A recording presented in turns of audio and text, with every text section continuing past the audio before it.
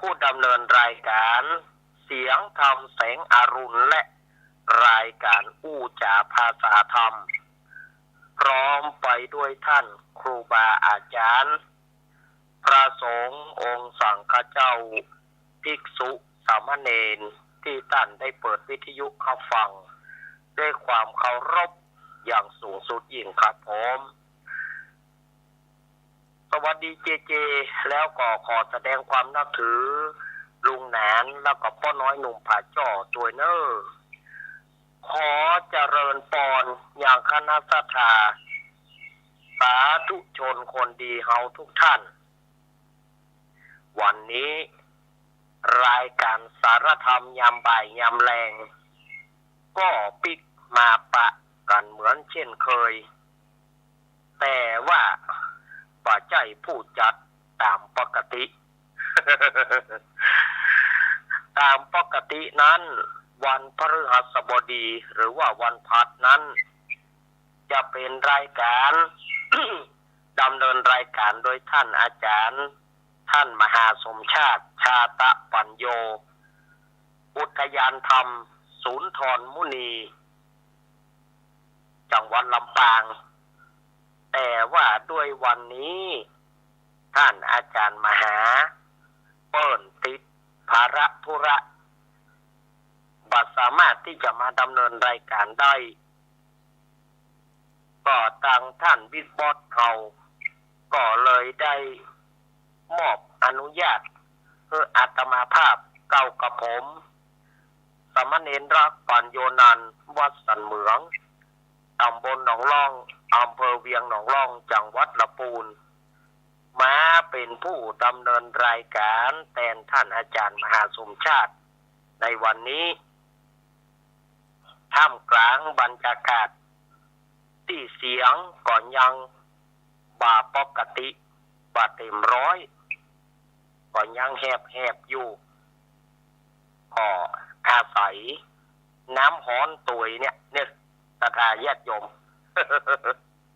วันนี้เป็นรายการสดแต่ไม่สดศรัทธาญาติโยมเข้าใจก็รายการสดแต่ว่าบ่สดรายการวันนี้ตรงเป๊ะเวลาบ่าย3 ถึง 5 โมงแรงแต่ว่า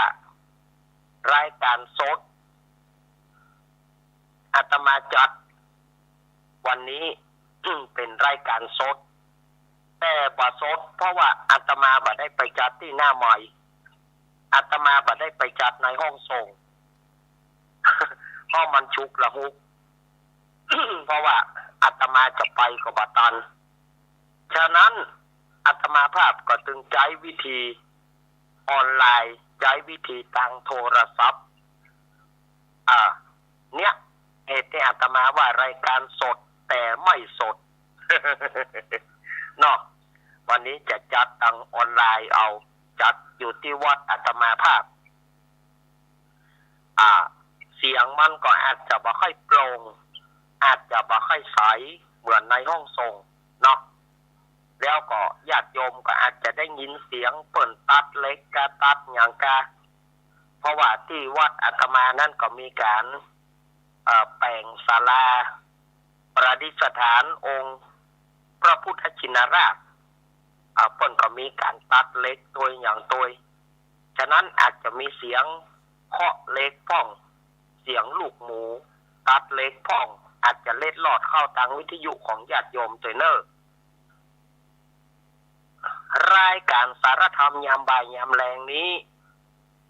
ก็ออกอากาศพร้อมกันหลายสถานีเช่นว่าสถานีวิทยุคลื่นพระพุทธศาสนาการศึกษาและวัฒนธรรม104.50 วัดฝ่ายหินตำบลสุเทพอำเภอเมืองจังหวัดเชียงใหม่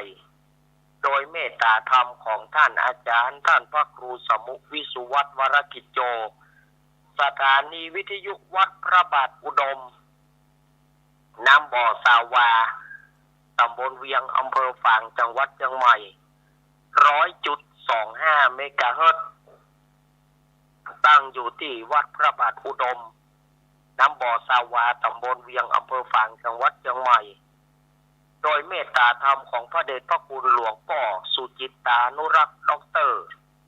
ท่านอาจารย์จำเริญโชติธรรมโมแล้วก็ตุ๊กกี้โจสถานีวิทยุธรรมะของชุมชนห้วยตองสักเรดิโอ 98.75 เมกะเฮิรตซ์ ตั้งอยู่วัดห้วยตองสักตำบลขวงเปาอำเภอจอมทองจังหวัดเชียงใหม่โดยเมตตาธรรมของหลวงพ่อวาปีวรมานิชแล้วก็ท่านอาจารย์ชวริตชยวังโสสถานีวิทยุมนเสียงธรรมอำเภอแม่แจ่ม 106.25 เมกะเฮิรตซ์ตั้งอยู่วัดบุพารามตำบลจ้างเคิงอำเภอแม่แจ่มจังหวัดเชียงใหม่โดยเมตตาธรรมของหลวงพ่อมงคลวิสิทธิ์แล้วก็ท่านปรัตอุทัยทั้งสองท่านสองอุทัยสถานีวิทยุบ้านทุ่งเรดิโอ 89.50 โดยเมตตาธรรมของโดยการถวายเวลาของป้ออุดมแม่เทียมวันพุทธวงศ์สถานีวิทยุแม่วางเรดิโออำเภอแม่วางจังหวัดเชียงใหม่สถานีวิทยุวัดศรีปันเงินอำเภอสันป่าตองสถานีวิทยุบ้านแป้นเรดิโอบ้านแป้นอำเภอเมืองจังหวัดลำพูนแล้วก็สถานีวิทยุวัดบุญตวาดวิหารเน้นพระครูโทรมาประเดี๋ยวนี้คือเน้นนักออกเกินชั่วโมงเด้อ106.50 เมกะเฮิรตซ์จังหวัดลำปางอาตมาภาพก็ได้รับฉันทานุมัติได้รับโทรศัพท์จากเจท่านบิ๊กบอสโทรหาเจว่าขอเพื่อจัด1 ชั่วโมง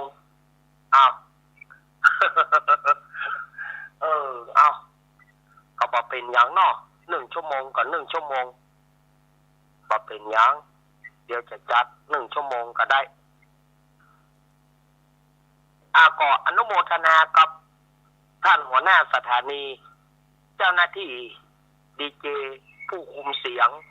ช่างเทคนิคช่างคอนโทรลทุกสถานีที่ได้เอื้อเฟื้อเวลาในวันนี้มาปะกันวันนี้ เป็นวันพัดเป็นวันพฤหัสบดีเป็นวันพัดที่13 กรกฎาคมพุทธศักราช 2566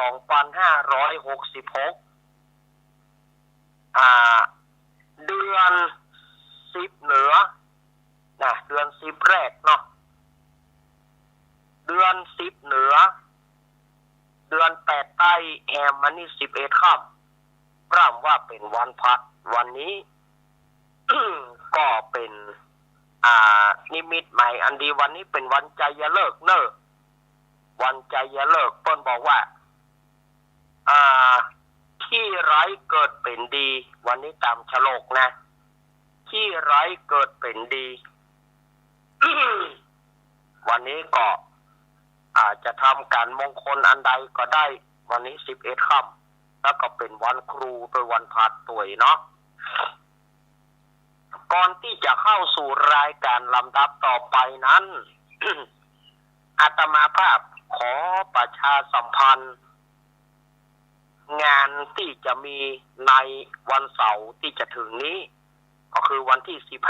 15 กรกฎาคมในวันเสาร์ที่จะถึงนี้นะก็อาตมาภาพก็ขอเชิญคณะศรัทธาญาติโยมน้อมเชิญเจริญพรศรัทธาญาติโยมบ้านใต้เฮือนเสียงหัวระเบียงติดต่อวันตกวันออกของใต้หนเหนือที่ฟังคลื่นวิทยุแห่งนี้ก็ขอเชิญชวนคณะศรัทธาญาติโยมได้ไปร่วมหล่อเทียนจำนำพรรษาที่วัดองค์ปงอำเภอเมืองปานจังหวัดลำปางซึ่งเป็นวัด เป็นบ้านเกิดของท่านอาจารย์มหาสมชาติชาตะปัญโยเปิ้นจะมีการหล่อเตียนจำนำพรรษาในวันเสาร์ที่15กรกฎาคมที่จะถึงนี้ตั้งแต่เวลา 8 โมงครึ่งเป็นต้นไปจนไปถึงประมาณ 5 โมงแรงเนาะฉะนั้นใครที่จะอยากจะไปร่วมกินร่วมทานอยากจะไปร่วมหล่อเตียนก่อนน้อมเจริญปอนเนอร์ไปร่วมหล่อเตียนด้วยกันถ้าว่าใครที่บ่ได้ไปก็เปิ้นก็จะมีการถ่ายทอดเสียงให้ศรัทธาญาติโยมได้ฟังกันมีการถ่ายทอดเสียงสู่สถานีวิทยุมวลชนคลื่นสีขาวแล้วก็เครือข่ายมวลชนคลื่นสีขาวของเราก็จะมีการถ่ายทอดตลอดทั้งวันฉะนั้นใครที่จะไปก็น้อมเจริญปอนเนอร์ถ้าใครไม่ได้ไปก็ฟังทางวิทยุแต่ถ้าใครมีจิตศรัทธาอยากมีจิตศรัทธาอยากให้หอมใครที่มีจิตศรัทธาอยากให้หอมอยากจะไปร่วมกับเปิ้นอยากจะร่วมทำบุญกับเปิ้นก็ฝากร่วมทำบุญถ้าจะผ่านอาตมาภาพก็ได้โดยผ่านถ้าตังโซนของหนองร่องสีเตี้ยก็ผ่านตังแม่เพนคนสู้ชีวิตแต่อาตมาก็ขอเมตตากรุณามุทิตาอุเบกขากับญาติโยมว่า ขอให้ญาติโยมเขียนใส่ซองให้เรียบร้อยเอาปัจจัยใส่ซองแล้วก็เขียนหน้าซองให้เรียบร้อยเขียนคือนามสกุลที่อยู่ให้เรียบร้อยมันจะสบายอาตมาเอาไปหรืออาตมาก็จะได้ถวายให้เปิ้นเปิ้นจะไปอ่านคนเดียวเปิ้นเนาะเปิ้นจะไปแกะไปอ่านถ้าญาติโยมเอาสตางค์ไพ่มามันก็ยุ่งมันยุ่งอาตมาเพ่เอาสตางค์ไพ่มาจำนวนเท่าใดลาตมาเพื่อจะใส่ซองเท่าใดเนี่ยเปิ้นหอมเท่าใดมันลำบากแล้วก็มันหาคนเขียนมาได้ฉะนั้นก็ญาติโยมก็ใส่ซองเรียบร้อยก็เขียนจานหน้าซองให้เรียบร้อยว่าทำบุญวงเล็บที่มุมซองเนี่ยทำบุญหล่อเตียนทำบุญหล่อเตียนแล้วเราจะได้นำเอาเตียนตึงมดตึงมวลเนี่ยเตียนตึงมดตึงมวลเนี่ยเราจะได้เอาไปถวายทานที่วัดพระบาทอุดมน้ำบ่อสาวาอำเภอฝางจังหวัดเชียงใหม่ในวันอาทิตย์ที่13 สิงหาคมหลังจากที่เข้าพรรษาได้2 สัปดาห์เนาะเข้าพรรษาได้2 สัปดาห์เขาก็จะได้นำเอาเตียนที่เขาไปหล่อกันเนี่ยไปถวายทานที่วัดพระบาทอุดมวัดของหลวงพ่อสุจิตตานุรักษ์ดร.ฉะนั้นก็แจ้งกับญาติโยมถ้าญาติโยมอยากจะร่วมของบุญของกุศลจะผ่านอาตมาก็เขียนให้เรียบร้อยเนาะน้อมเจริญปอนขอเจริญปอนอนุโมทนาเจริญปอนขอบคุณศรัทธาญาติโยมเนอะ แล้วก็แถมอันหนึ่งใครอยากจะร่วมกับอาตมาในการสร้างศาลาพระพุทธชินราชศาลาเพื่อประดิษฐานพระพุทธชินราชเพื่อว่าองค์ท่านจะได้มีร่มมีเงาอยู่ตอนนี้ก็กำลังขึ้นโครงอยู่กำลังเริ่มขึ้นเสากำลังเริ่มที่จะขึ้นโครงมันแต่ตอนนี้ก็ยังขาดปัจจัยแถมนักอยู่ศรัทธาญาติโยมเนาะยังขาดปัจจัยแถมมากมายสำหรับถ้าใครอยากจะร่วมบุญกับอาตมาก็แจ้งหลังไมค์เอาเนอะ0892140135หรือว่า0837611775อันนี้ก็ถ้าใครจะร่วมการสร้างศาลาเพื่อสร้างโฮมสร้างเงาให้กับ สารูปปิมปาขององค์พระพุทธชินราชเขาจะได้ปฏิสถานมันบัดเจ้กระห่มเฉพาะพระเป็นศาลาแถมหน่อยมันจะเป็นที่อยู่ของศรัทธาญาติโยมที่มาทำบุญก็จะได้มีที่อยู่จะได้หลบแดดหลบฝนมันจะมีที่อยู่ตัวมันเป็นประโยชน์ถึงพระพุทธรูปเป็นประโยชน์กับศรัทธาญาติโยมในอนาคตการไปหน้านี้ถ้าใครอยากจะทำบุญเนาะก็น้อมเจริญปอนเนอร์นี่ก็แม่หลวง7 ยอดเปิ้นก็ทำบุญมา500 บาทแล้วก็แม่จันเรือนใสทำบุญมา200 บาทอันนี้แล้วก็โยมที่เปิ้นอยู่ลำปางก็นี้เปิ้นก็โอนมาแต่อาตมาก็ยังบ่ฮู้จำนวนเปิ้นเด้อเนอะโยมที่โทรมาตะวาเนาะขออนุโมทนาบุญกับศรัทธาญาติโยมเด้อเนอะเอาละก็ใกล้เข้าพรรษาแล้ววันนี้ได้จัดชั่วโมงเดียวก็คงจะมาได้เสนอสาระอย่างนักแหนะก็คงจะว่ากันไปอาจจะเสนอสาระเพียงน้อยๆแล้วก็เปิดสายให้ศรัทธาญาติโยมเนาะเพราะว่าวันนี้มีเวลาชั่วโมงเดียวก็ต้องเร่งเวลาอย่างน้อยไหนๆจะเข้าพรรษาแล้วศรัทธาญาติโยมเหลือเวลาแถม2 วันพระ2 วันศีลวันที่1 สิงหาจะเป็นวันอาสาฬหบูชาเป็นวันเข้าพรรษาของพี่น้องศรัทธาเจ้าบ้านศรัทธาพี่น้องศรัทธาเจ้าบ้านก็จะได้ทำบุญสุนทานกันไปจะถวายผ้าสาดกอาบน้ำฝนไปจะถวายเทียนจำนำพรรษาไปจะถวายข้าวน้ำโภชนาอาหารตรวจอาบน้ำฟังธรรมกันก็ในวันที่1 สิงหาคมเนอะตรงกับวันอังคารอาตมาก็รวดแจ้งกับศรัทธาญาติโยมว่าวันอังคารที่1 สิงหาคมซึ่งมันเป็นวันอาสาฬหบูชาอาตมาบ่ได้มาจัดรายการเนอะอันนี้อาตมาขอเมตตากรุณามุทิตาอุเบกขากับศรัทธาญาติโยมแต่ละเพราะมันเป็นวันพระใหญ่ทางวัดอาตมามันก็จะมีการฟังน้ำฟังธรรมแล้วก็ลวดทำวัดสวดมนต์ลวดอธิษฐานเข้าพรรษาตัวอย่างตัวเนาะมันก็จะประสะดวกฉะนั้นวันอังคารที่1ไปเอาหูกันนะวันอังคารที่1นั้นอาตมาภาพก็ขอลาเกเรงาน ขอเกเรงาน1 วันเนอะวันอังคารที่1นะอาตมาบ่ได้มาจัดเนอะเอาแจ้งกับศรัทธาญาติโยมก่อนเพราะว่าที่วัดอาตมาก็มีการฟังน้ำฟังธรรมลวดทำวัดสวดมนต์นำศรัทธาญาติโยมนั่งกรรมฐานตัวมันก็มีเวลาเนาะฉะนั้นก็มาอาภัยกับศรัทธาญาติโยมแจ้งไว้เลยวันอังคารบ่ได้จัดเนอะอังคารที่1นะวันอังคารที่1 ภัยที่จะนอนวัดนอนวาเนาะภัยที่จะนอนวัดนอนวาจะมาหับศีล8ก็ได้เนอะศรัทธาญาติโยมปีนี้นะภัยจะมาหับศีล8ถ้าศรัทธาญาติโยมจะมาหับศีล8ก็เปิ้นฮ้องว่ามาก่อน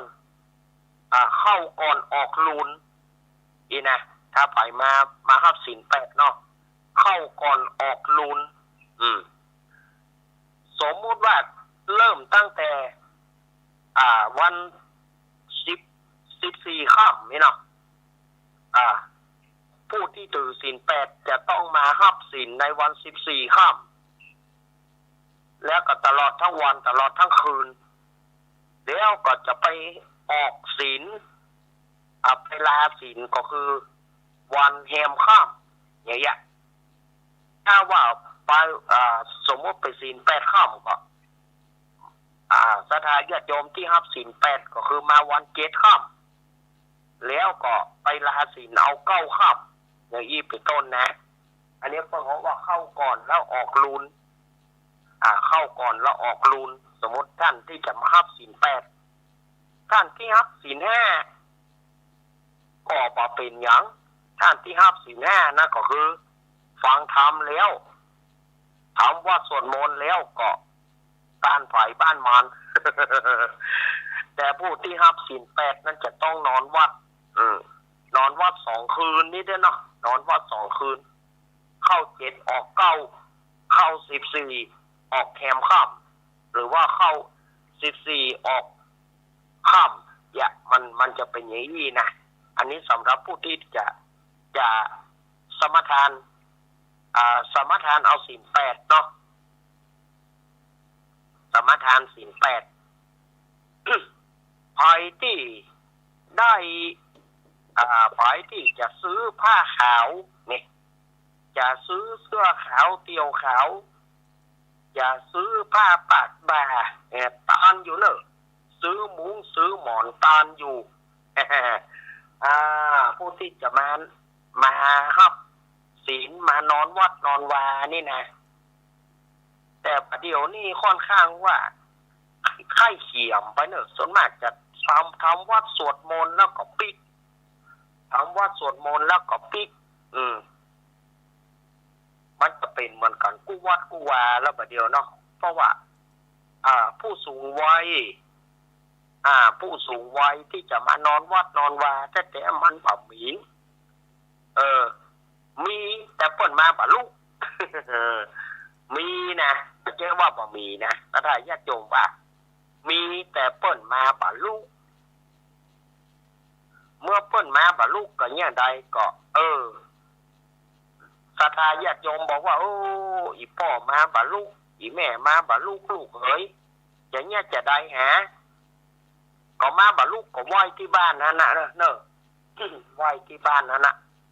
ยกมือไหว้พระนบธรรมภาวนาอยู่ที่บ้านนะแต่ถามว่าที่บ้านกับที่วัดอันไหนจะสงบเหลือกันถ้าเราจะอู้ไปก็ที่บ้านนี่มันก็บ่สงบถ้าจะอู้ไปนะเพราะว่าที่บ้านนี่มันอึกกระทึกคึกโคมหลายอย่างหลายอันอีแม่จะนั่งที่บ้านเนี่ยได้ก็อีพ่อจะนั่งที่บ้านได้ก็ได้หมดอภัยเนอะแต่ว่ามันจะสะดวกมันจะสงบเหมือนวัดนี่มันบ่สงบมันบ่สงบเพราะหยังบางเตื้อกำลังจะนั่งภาวนาไหว้พระเอาหลานกะเลนกะโหลนกะบอกว่าโหลนเข้ามามอนเอาแล้วโหลนเข้ามามอนอย่างแน่ปัดมือเอากะมากอดมาหวานกะเพราะละอ่อนนะมันบอกหูนะเขาจะว่าอย่าได้ก็มันบอกหูอย่ามันก็ทำให้บ่ค่อยสงบบางทีก็คนผิดกันเอาอย่างขว้างกะลงโค้งข้างบางทีก็ละอ่อนเปิดเพลงพ่องเนี่ยบางทีก็ละอ่อนเปิดเพลงเขาไปว่าก็บ่ได้มันเป็นบ้านของเขาก็มานั่งอย่างนี้มันก็ลำบากแต่เขาก็ต้องทำใจหน่อยเขาก็ต้องทำใจถ้าเขาไปกรณีที่ไปบ่ได้นะกรณีที่ไปวัดบ่ได้ก็นั่งภาวนาที่บ้านนะแต่ก็ต้องอดทนเอาหน่อยหาว่าจะได้ก็ได้นั่นนะแต่มันบ่ค่อยสงบบางทีก็เปิดเพลงป้องบางทีก็อย่างว่านะเจ้าบ้านเนาะขับมาที่กินเหล้ากินยาหิวห้าวพ่อง บางทีหิวห้าวเดือดบ้านนานจองพ่องบางทีก็เปิ้นรถพ่องมันก็อิดหน่อยแต่อย่างใดมันก็ต้องทำใจนะสดาญาติโยม ยุคสมัยประเดียวนี่เนาะเอาไปมาได้มันก็ต้องจะเป็นอย่างนั้นแต่ถ้าไผ่ที่มาวัดมาวาได้ก็อาตมาขอแนะนำเพื่อมาวัดดีกว่านั่งคัสมาธิมาได้นั่งคดตะวายมาได้ก็มีเก้าอี้พ่องว่านั่งเก้าอี้สูงเด้อทุกเจ้าก็มันเนี่ยใดมันจำเป็นทุกเจ้าเปิ้นก็บ่ใช่แปลงเก้าทุกเจ้าเปิ้นก็มีเก้าอี้คือสำหรับญาติโยมนั่งล่ะนั่งเก้าอี้ที่พอเหมาะพอควรบ่ต่ำเกินไปบ่สูงเกินไปเพราะทุกเจ้าเปิ้นนั่งแต่งสั่งอยู่แล้วทุกเจ้าถึงอยู่สูงกว่าโยมอยู่แล้วทุกเจ้าเปิ้นนั่งแต่งสังนั่งแยงนั่งเก้าอี้หลุยเปิ้นมีของเปิ้นอยู่แล้วญาติโยมจะไปว่านั่งสูงเหลือทุกเจ้านั่งสูงเหลือเน้นมันบ่ม่วนป่าจ๋าอีกเน้นเปิ้นมีทุกเจ้าเปิ้นมีอยู่แล้วเน้นเปิ้นมีอยู่แล้ว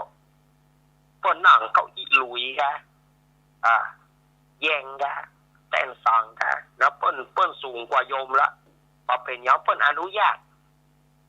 ก็เฮานั่งแตบมาได้เฮานั่งสมาธินั่งคัดสมาธิมาได้โคตรตะวายมาได้ก็จำเป็นต้องนั่งอย่างนั้นแล้วเฮาจะอย่างใดตอนพูดโทเฮาก็เอามือยองตักก็ปกติมือขวาทับมือซ้ายพุทโธพุทโธหรือว่าญาติโยมจะกำหนดลมหายใจเข้าออกก็ได้ลมหายใจเข้าออกของญาติโยมจะกำหนดอะไรอย่างเอากำหนดต้องปองยุบก็ได้กำหนดต้องปองก็ระนึกใจว่าปองหนอต้องยุบก็ว่ายุบหนอก็ได้ หรือว่าญาติโยมจะระนึกใจเอาสัมมาอรหังสัมมาอรหังสัมมาอรหังก็ได้ญาติโยมที่เขาจะนั่งภาวนานี่นะมันได้เฉพาะพุทโธกับท่านอาจารย์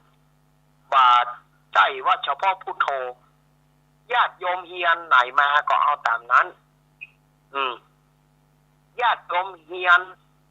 กำหนดหายใจปองยุบญาติโยมก็เอากำหนดลมหายใจปองยุบของญาติโยมนั้นนะต้องปองกับปองหนอนี่นอนสถานญาติโยมว่านี่เขาปะต้องให้มันกำหนดมันดูปองคนเดียวมันนี่นะปองมันดูปองคนเดียวมันแต่เดียวมันโผล่ลมออกมาวางญาติโยมพอก็เอามันจะได้กำหนดเนี่ย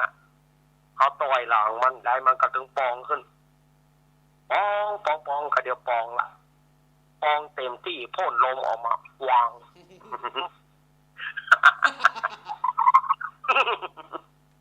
แต่ลูกญาติโยมไปยิงยับบ่ดอกแล้วก็ลองก๊อกหลังมันพอแล้วปองมันถึงปองเดียวมันเดี๋ยวมันหมดลมมันก็เดี๋ยวมันปองเต็มที่แล้วก็เดี๋ยวมันปล่อยพ่นลมออกมาวาง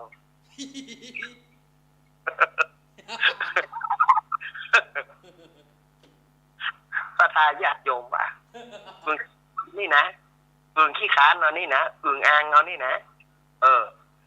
ฉะนั้นญาติโยมเขาจะกำหนดลมหายใจเขาจะกำหนดอย่างใดก็ได้กำหนดลมหายใจต้องปองว่าปองหนอรู้จักยาวๆเนอะต้องปองหรือว่าปองหนอต้องยุบว่ายุบหนอมันจะไปวางนะพอพ่นลมออกวางมาใจนะกำหนดลมหายใจเอาต้องปองเอาก็ว่าปองหนอยุบหนอสะพองก็ว่าอีป้อกำหนดลมหายใจอีป้อกำหนดเนี่ยมันก็เหมือนพุทโธนั่นนะพุทโธเอาลมหายใจเข้าก็คือต้องปองนะต้องปองเขาว่าพุทต้องยุบเขาว่าโธการที่เรา นั้นนึกใจปองหนอยุบหนอก็เหมือนกันถ้าต้องปองเขาก็กำหนดใจว่าปองหนอต้องยุบเขาก็ว่ายุบหนอมันก็บัดมันก็ใบยากเอาหัดเอาฝึกเอาก็ได้อันนี้แล้วแต่ลมหายใจกำหนดลมหายใจของญาติโยมกำหนดลมหายใจของญาติโยมว่าญาติโยมจะกำหนดลมเท่าใดญาติโยมจะกำหนดอย่างใดอันนี้มันก็ขึ้นอยู่กับญาติโยมเนอะสำหรับที่ญาติโยมที่จะระลึกใจสำหรับที่จะนั่งสมาธิภาวนานั้นก็ขึ้นอยู่กับลมหายใจของญาติโยมลมหายใจเข้าหายใจออกว่าญาติโยมมันยากทางยุบหนอพองหนอเขาก็หายใจเข้าสัมมาหายใจออกอะระหังสัมมาอะระหังก็ได้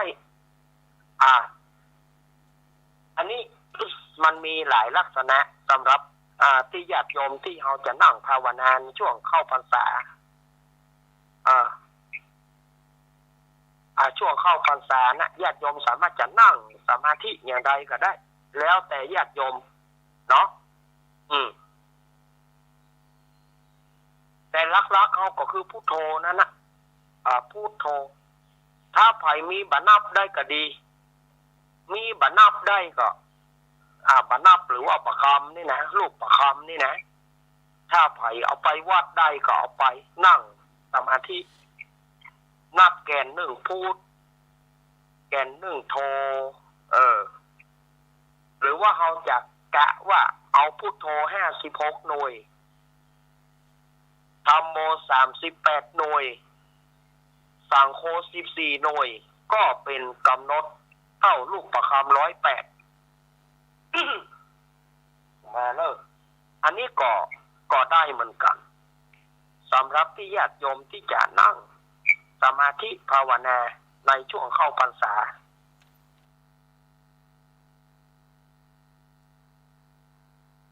ก็สามารถที่จะทำได้ญาติโยมทำได้ง่าย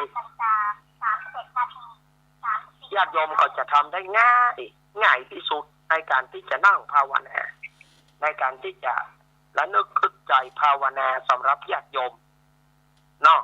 ญาติโยมจะเอาอย่างไรก็ได้แต่กูเตือนี่ท่านอาจารย์มาแปลกนะอย่างกูเตือท่านอาจารย์จะเน้นทางด้านอาราธนาศีลด้านศีล8วันนี้ไปจะได้มาถึงเรื่องนั่งกรรมฐานก็เปลี่ยนพ้องอาจารย์เนาะว่าใดก็กินน้ำพริกอยู่หั่นเนาะเมื่อใดก็จ้ำน้ำพริกอยู่หั่นนะมันก็ใกล้มันก็ต้องเปลี่ยนรสเปลี่ยนชาติเถียพ่อซึ่งอาตมาก็บ่เคยได้เอามาเรื่องอย่างนี้แต่ปีนี้ญาติโยมว่ามันเป็นถือได้ว่าผ่านศรัทธาญาติโยมที่มาวัดมาวาแล้วบางคนก็นั่งยากนั่งเก้าอี้บางทีก็นั่งหัวเข่าขาโคเนี่ยได้อย่างนี้ก็บอกว่าเปิ้นนะตัวก็ขี้เต็มเตียวสุมาเตอะตัวก็ขี้เต็มเตียวนั่นนะแข้งขาก็บ่ค่อยฮื้อละประเดียวแต่แนะนำศรัทธาญาติโยมและตลอดจนถึงลูกหลานน้องหนูเยาวชนรุ่นหลังเพื่อได้ประพฤติปฏิบัติกันในช่วงของเข้าพรรษาที่แม่จะอยู่บ้านอยู่จองได้ก็ได้นั่นนะได้เหมือนกันแต่ในบ้านเนี่ยมันอาจจะประสงบมันอาจจะกระทึกโคมหน่อยแต่ก็ต้องอดทนเอาถ้าเอาบ่คิดแต่อย่างก็เลี้ยวไปแต่มันก็ต้องนั่นนะละอ่อนเปิดเพลงกาหยังกาเสือกกับสุมาเนอะผัวเมียพิษกันเสือกกับผัวเมียพิษกันพ่องกาลูกให้งอแง่กาอย่างมันบ่ค่อยสงบสุมา มาเตือกกับหมาไล่คบกันตอกกับเมียวไล่คบกันในบ้านนี่มันจะมีสภาพเนาะก็เนี่ยใดมันถ้ามันเขาความจำเป็นมันบีบคั้นบังคับเนาะแม่เนาะเอาแล้ววันนี้อาตมาภาพก็คงจะได้วางสายหรือสถานญาติโยมต้องโทรเข้า089เนอะ0892140135อาตมาใจออกอากาศหน้าใหม่เนอะอันนี้อู้แต่ละถ้าญาติโยมจะโทรเบอร์นี้0836611775โทรเบอร์นี้ก็แล้วกันเนอะ0892140135นะอาตมาภาพกำลังเอาอู้หน้าใหม่เนาะอันนี้เข้าใจกันนะเอา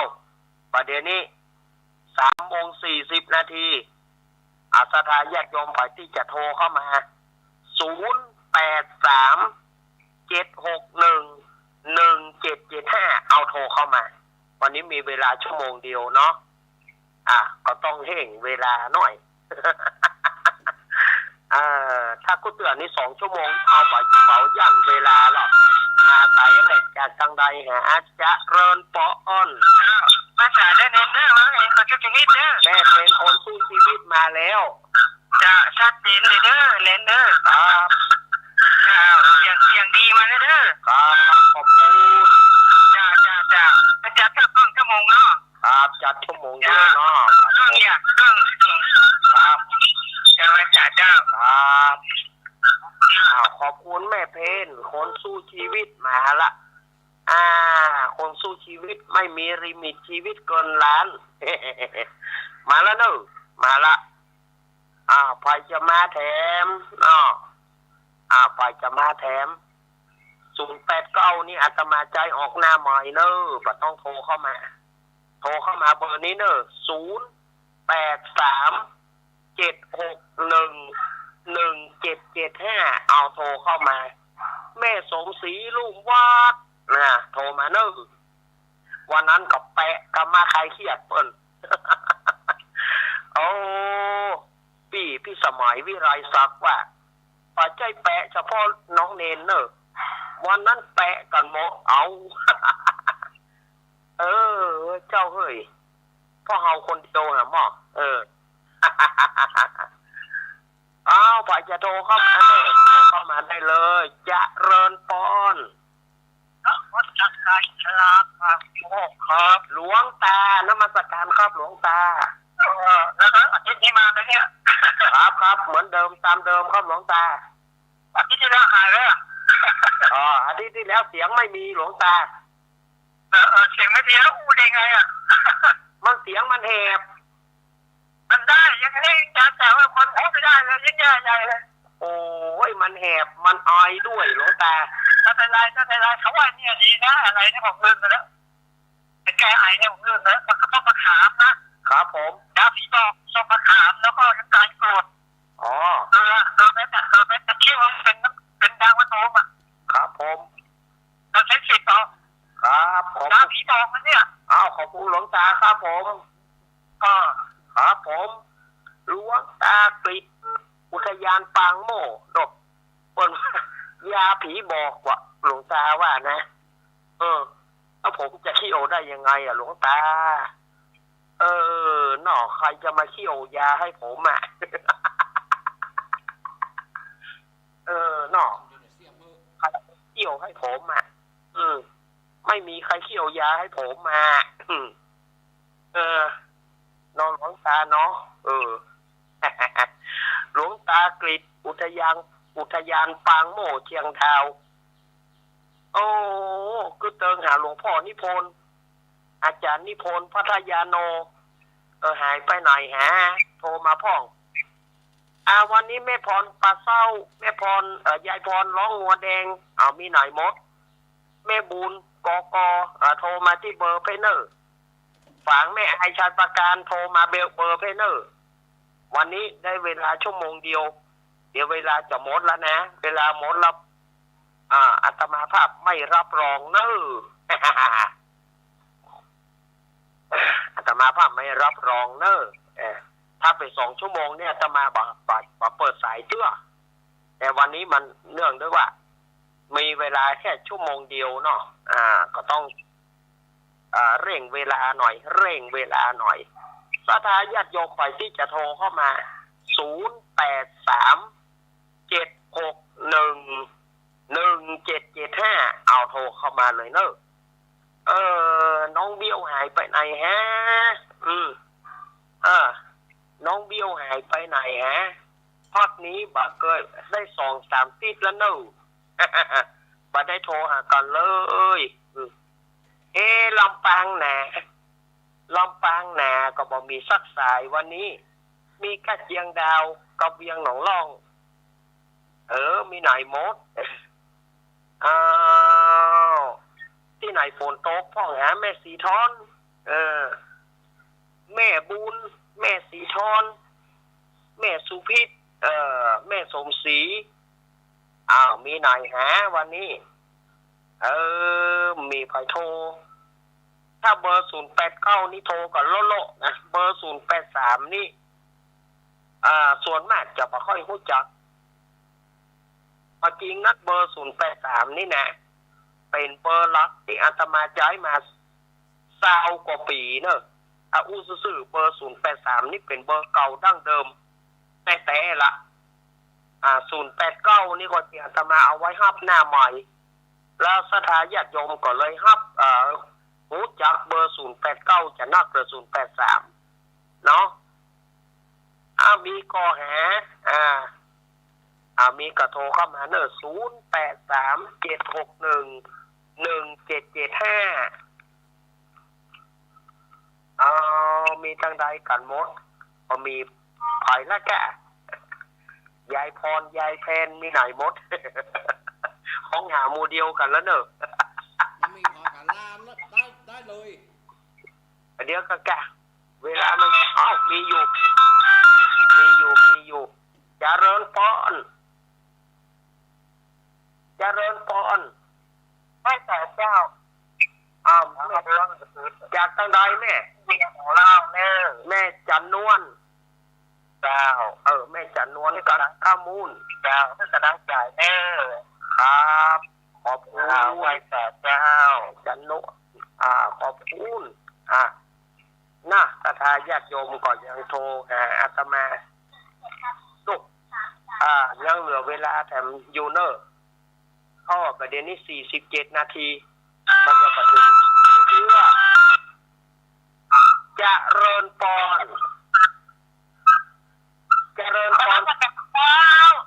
แม่จันสมเจ้าฟังอยู่นะเอาไปสหเบอร์อยู่เลยสหเบอร์เนาะอันนี้มาชั่วโมงเดียวเหรอชั่วโมงเดียวเจ้าคำเดียวกับเจ้าคือกำลังใจนะเจ้าขอบคุณแม่จันสมแม่จันกินยาเนี่ยเจ็บคอหายไปยังประมาณ50%เนอะไออยู่บ่ายละไอนี่บ่ายละเหลือก้าแหบเจ้ากินน้ำร้อนแม่เจ้าครับขอบคุณแม่จันสมเนอะเจ้าแม่ปราณีมมีไหนมดแม่ปราณีแม่สีทอนแม่สาวราเขามีทางใดหานอกฝางมา1เชียงดาวมา1เวียงหนองร่องมา2สุก อาตมานี่มันก็จังนี่นะ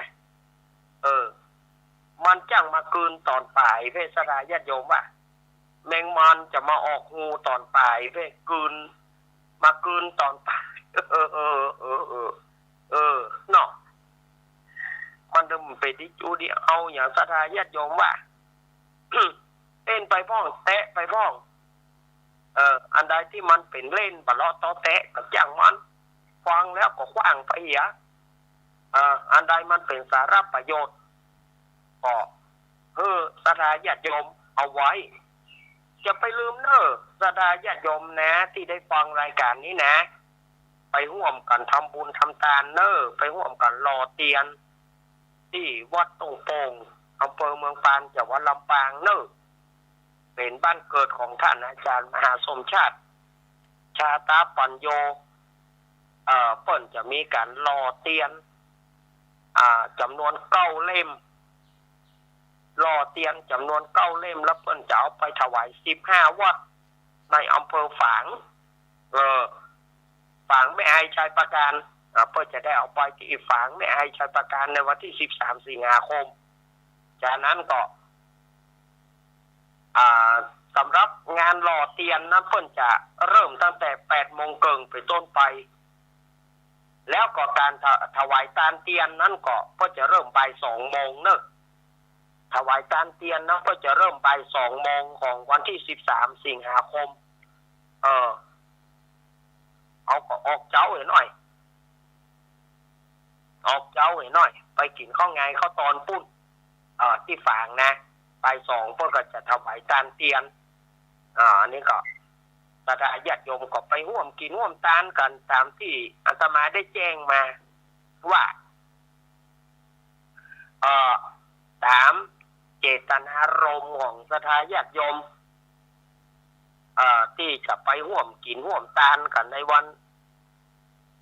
หล่อเตียนก็ดีถวายเตียนก็ดีเนาะ2 วันนี้แต่มันจะห่างกันหน่อยเกือบเดือนห่างกันประมาณเกือบเดือนเนาะ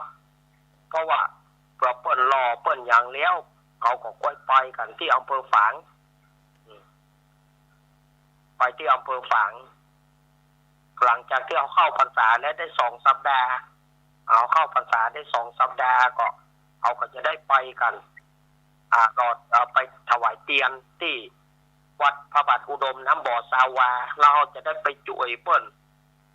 จะได้ไปร่วมทำบุญเปิ้นที่ไฟไหม้วิหารพระเจ้าละแหงเขาก็จะได้ไปร่วมทำบุญตัวยเนี่ยเอาไปกับหลายทะเลินนะหลายทะเลินเอาไปทำบุญก็ได้หลายทะเลินอย่างเอาไปหล่อเตียนเนี่ยเอาไปหล่อเตียนเขาก็ได้ไปทำบุญทำบุญอย่างทำบุญเพื่อโรงเรียนโรงเรียนของตุ้งโป่งตัวยเนี่ยเอาไปทำบุญเอาไปหล่อเตียนเขาก็ลวดทำบุญท่านมหาสมชาติตัวยแล้วก็ถ้าเอาไปถวายตานเตียนเขาก็ได้ไปร่วมเปิ้นที่ไฟไหม้วิหารพระเจ้าละแหงเมื่อ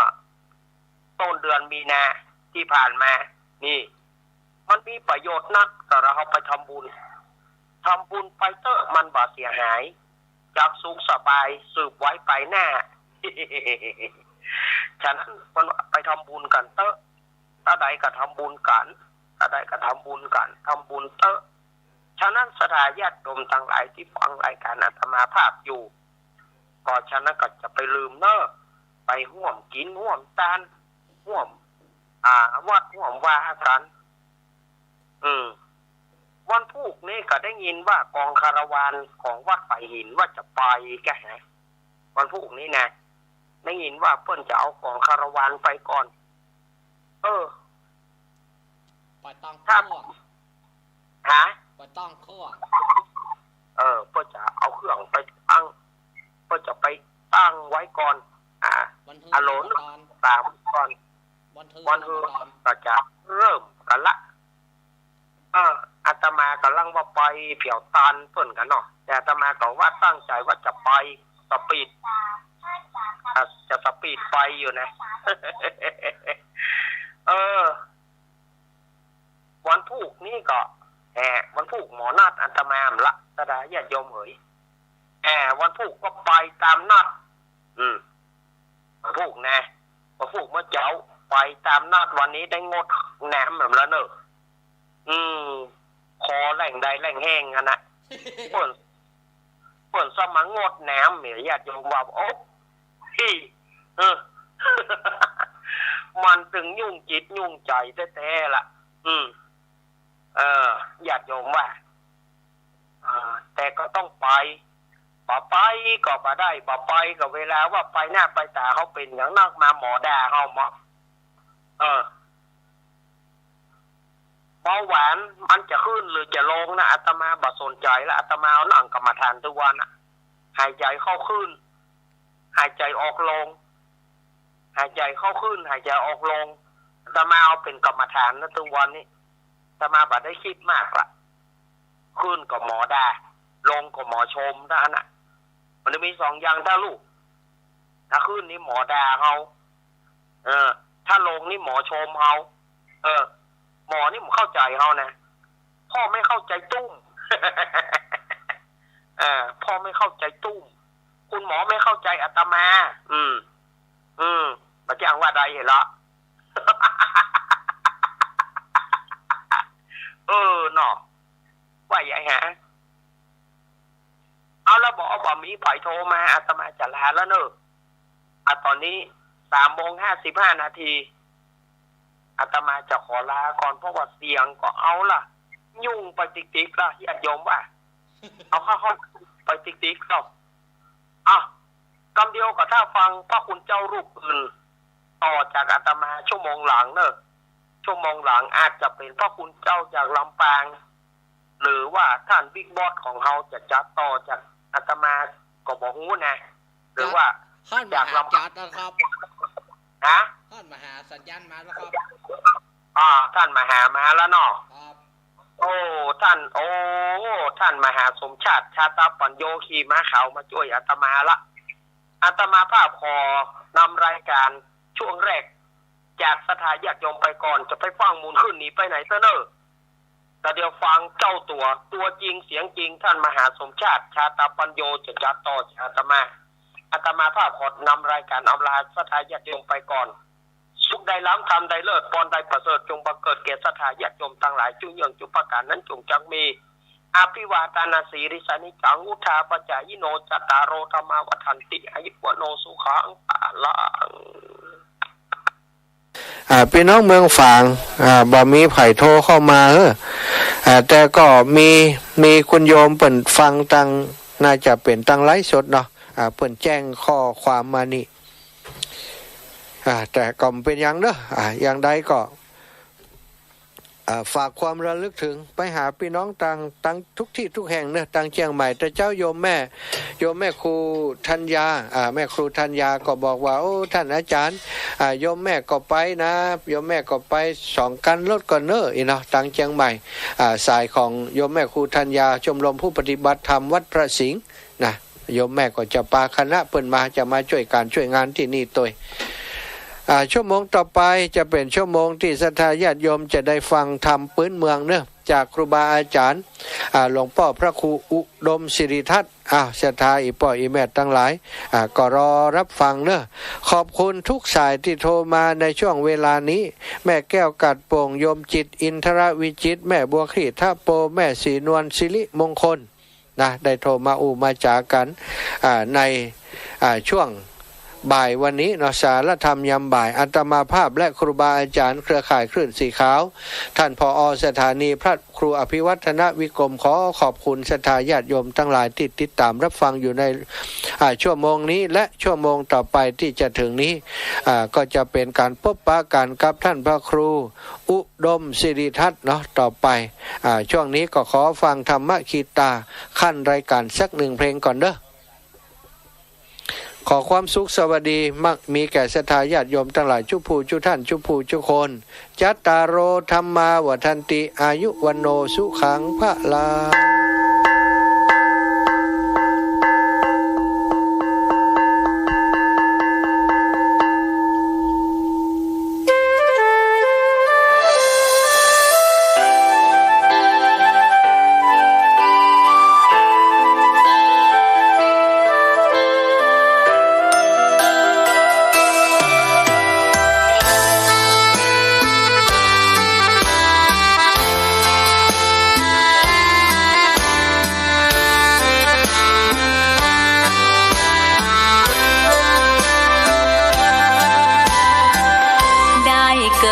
เป็นคนนั้นยากจริงนะ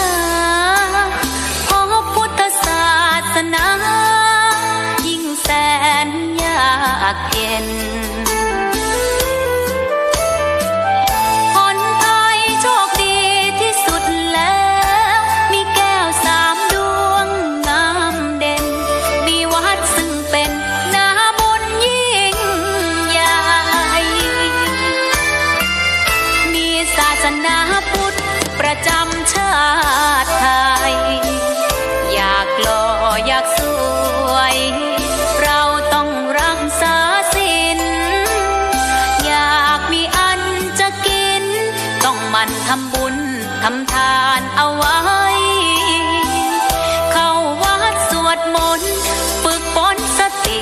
ให้ว่องไวรีบทำตอนที่เราทำเองได้อย่ารอจนตายถึงเข้าวัดว่าเข้าวัดยามเป็นจะได้เห็นแต่น้ำใจเข้าวัดยามตาจะได้เห็นแต่น้ำตาก่อนจะสายเกินขอเชิญมาใช้ชีวิตให้คุ้มค่าเจริญขณะนี้เวลา 16 นาฬิกาที่นี่สถานีวิทยุเพื่อการศึกษาวิทยาลัยสงฆ์นครลำปางสถานีวิทยุกระจายเสียงบริการสาธารณะออกอากาศณอาคารเลขที่ 1 วัดบุญยวาทวิหารถนนบุญยวาทตำบลหัวเวียงอำเภอเมืองจังหวัดลำปางทำการส่งกระจายเสียงในระบบ FM 106.5 เมกะเฮิรตซ์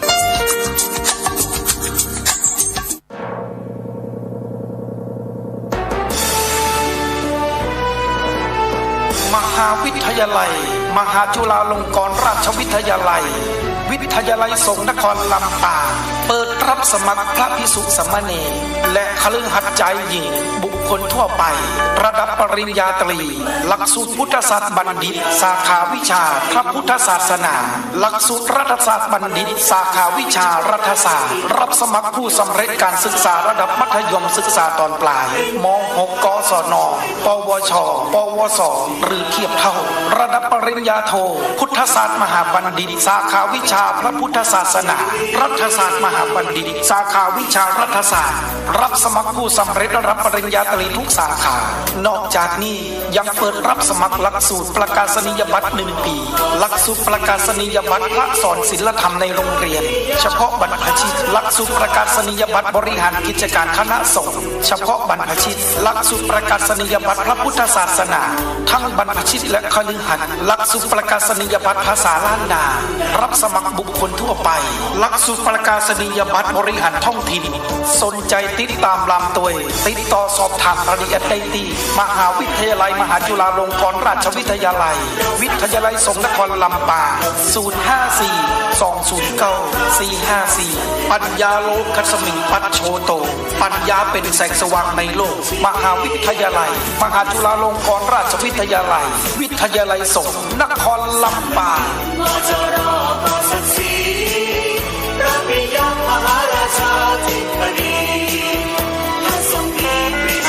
คณะสงฆ์ครูบาอาจารย์พระนักจัดรายการสถานีวิทยุพระนักเผยแพร่เจ้าหน้าที่ผู้จัดรายการเครือข่ายสถานีวิทยุคลื่นสีขาวเพื่อชาวประชาขอเชิญพุทธศาสนิกชนนักศิลป์นักบุญทุกท่านร่วมทำบุญหล่อเทียนพรรษาประจำปี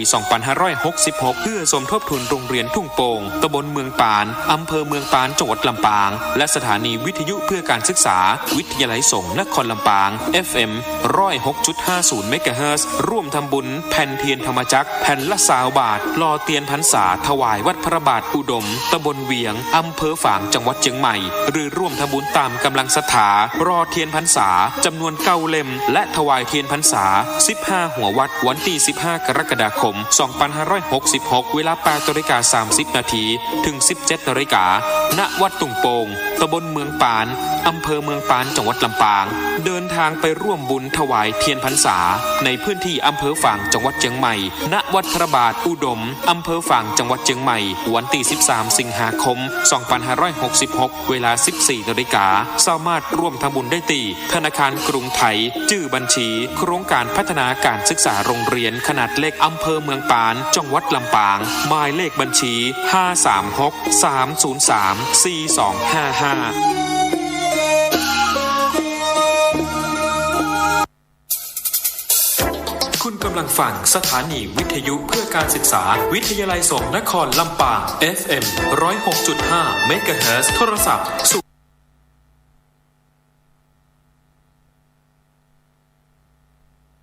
คนน้ำก็เห็นความงามในตัวไม่ยึดติดในตมชั่วขอเป็นดอกบัวดอกเดียว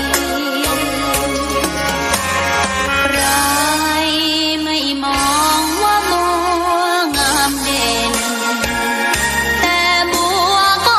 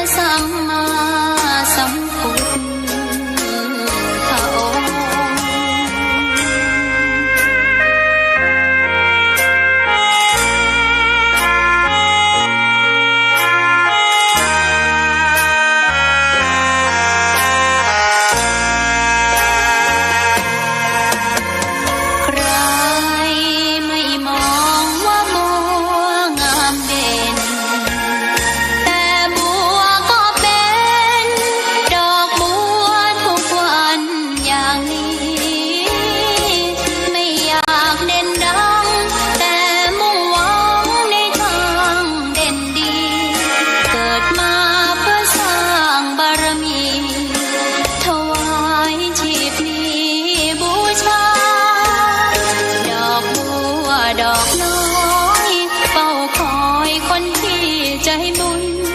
มาโอบเอื้อเกื้อกูลรู้ค่าของบุญเก็บบัวขึ้นมาเพื่อสร้างความดีและเสริมบารมีดังว่าใช้ดอกบัวนี้บูชาพระสัมมาสัมพุทธองค์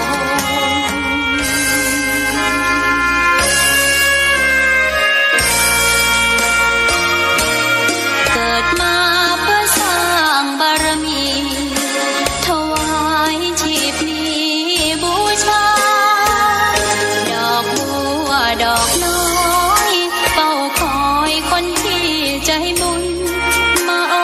บเอื้อเกื้อกูลรู้ค่าของบุญเก็บบัวขึ้นมาเพื่อสร้างความดีและเสริมบารมีดังว่าใช้ดอกบัวนี้บูชาพระสัมมาสัมพุทธองค์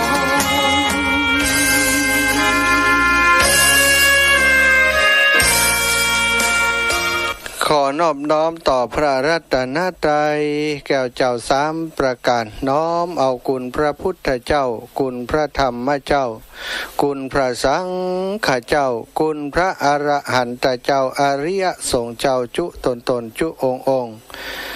ได้แผ่ปารามีมาปกเก่าเกษาปกปักรักษาครูบาอาจารย์และมูลศรัทธาท่านเจ้าทั้งหลายที่ฟังรายการช่วงก่อนค่ำยามเย็นเป็นสารธรรมยามบ่ายสารธรรมยามบ่ายสิริธรรมกำเมืองเนาะปกติแล้วจะดำเนินรายการโดยท่านอาจารย์พระครูสิริธรรมบัณฑิตแต่วันนี้ท่านอาจารย์ติดการสอนอยู่เนาะติดงานที่จะต้องกระทำในช่วงนี้อยู่ได้ส่งไฟล์เสียงของหลวงพ่อท่านพระครูอุดมศิริทัตน์ที่ท่านเจ้าสมปานท่านเจ้าวัดศรีภูมิมาบันตาสมปล่อยได้เทศเอาไว้เรียบร้อยแล้วศรัทธาญาติโยมท่านอาจารย์ได้ส่งมาให้อาตมาแล้วเนาะซึ่งช่วงนี้ก็จะเป็นการฟังธรรมพื้นเมืองเนอะหลวงพ่อเปิ้นจะเทศให้ศรัทธาญาติโยมฟังเป็นธรรมสุวรรณะสุวรรณะอย่างสักอย่างนี้อาตมาจำบ่ได้กว่าว่าผิดว่าถูกศรัทธา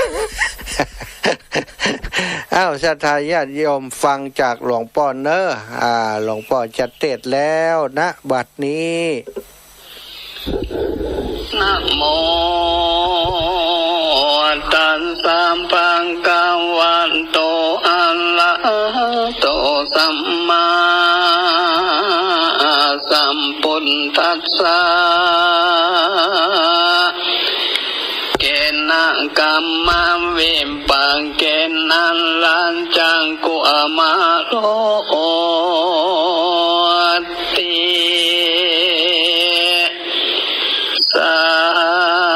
อันตะวนดูลาสัมภูเลสันตังไตตังจิงใจมนโมอันทางยุงดาฟังนิอาญายจังไปแล้วเมื่อเจ้าว่าตนแก้ววงสะวันวิบางตันตัวไหลหัวเอาไม้เหลือใจเหือไข่ไหลตั้งย้อยเจ้าว่านอนน้อยบ่หลับนอนขี่หงจรขึ้นพ้นฟ้าปลายนาจัวดวงจันทร์ลมแห้งพันปรวัดปีกหงขาดเปปังน้องปุตังน้อยอนาถลมปราฟาดปามไปตกแดนไก่กังป่าดวนความนาสุมรณะกังขามีไข่หัวแม่นมีผู้จงตนาวานนงผู้ทานตนองค์อันแต่จันก่อนปังลังใดกะทำสั่งบามกังตึกยามจ่าตาลนมาพันดนตอบสายยังหอนให้นักนางลวดขี่หงสร้างขึ้นอากาศ ตกไก่วิบางได้มาต้องเฮือฝากห้องหอคำนั้นจังผู้มีปัญญาเปิงเก้าแจ้งแล้วแห่งติกังคาวานองปุถานตนพนาแผ้วแต่งจัดแล้วปังอ่อนเป็นว่าเนจนผ่านปังเอลโซอาลาดงตันอยู่ในสุวรรณภูมิมาเกณฑ์ห้องประเทศต้องตานีการตีว่าสั่งยังมีในวันหนึ่งใส่ฟันเขาป่าไม้ขึ้นมาหันลูกกาห่มกว้างยุงที่ข้างตั้งเตียวฟันและเหลวโซใสก็หันใส่หังหนูอยู่ในหูกวางไม้พันบามใบปะลังก็ซอห่างมาได้ยังมาแห้งใส่ในหูสมไฟจูดังเอาหนูห้อนเรา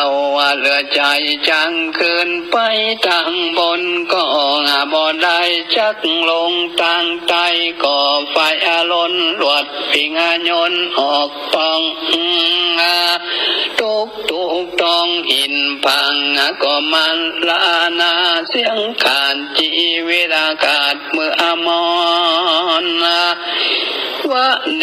จรพันปังก็ปองนาสู่เฮือนมันบาปติดพันอะไรจัดก็บ่ก้อยกาดตัวเอลังมาตั้งปังตอบเต้าเมื่อเป็นเจ้าวงสวันนั้นนี่แหละนานตันสะวิงสาตะโวเหตุดังอันปุงกาลายิงใจมนองอันกังอยู่โลกาจางละสาปะมา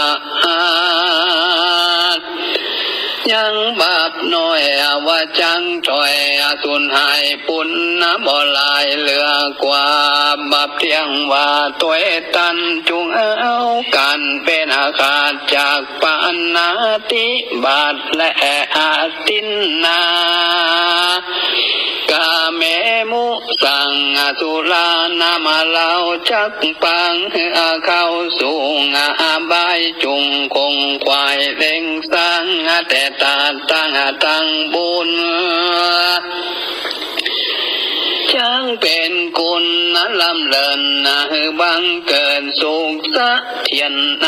มนเตียนแห่งห้องลานในปราสาทวิมานเมียเนลำปานเป็นนาทีแล้วบ่ยาจะและนาวิภาตาญะละนาติญาทีนี้จากวันนาจาเล่าถึงที่เก่าปันลานนะสิ่งกันลอยที่ขึ้นนั้นลุงสายฟ้าปุ่งขึ้นมานางกัญญามวนมุงกะนาอยู่หอใจกำนั้นในความใจเขาสะสายตุกแต่งดายังก่อนจะนางลายสิ่งมีโลดายิงเลือนลายนำไปถวายพญานเจ้าและนางโนนาวราชาเทวีสามลำตีลำยิงด้วยเจ้ามิงองศาวันนังกรรมนันอยู่เฝ้าบ่อหันเจ้าออกขอบมาจริงจังเปิดกันไปผ่องที่ห้องนอองค์คำเจ้าว่ากุนทันบ่อยู่ไปบ่ไปตั้งใดตัวห่อใจแห่งห้องเขา